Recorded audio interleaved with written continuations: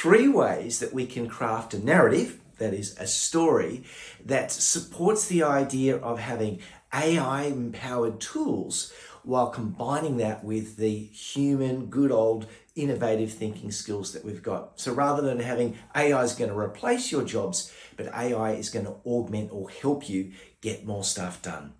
Number 1 is to share success stories and case studies, both internal and external, that share how we can actually use AI to make our life easier, to get rid of those nasty activities that we've got to do, to expedite the work, to make it easier to come up with great solutions. The second thing we can do is to create a co-created message. So rather than talk about artificial intelligence, rather frame it up as augmented intelligence. Just doing that subtle shift, as this is a skill that enables us, helps us to get more stuff done rather than replace us, will really help to get people on board.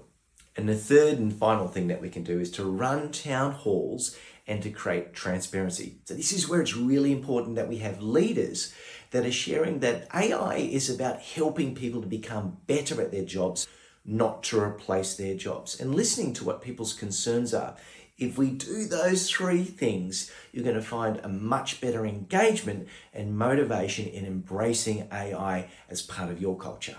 If you like what we've been talking about, please check us out at ideaswithlegs.com or breakthroughinnovator.com. Thanks for watching.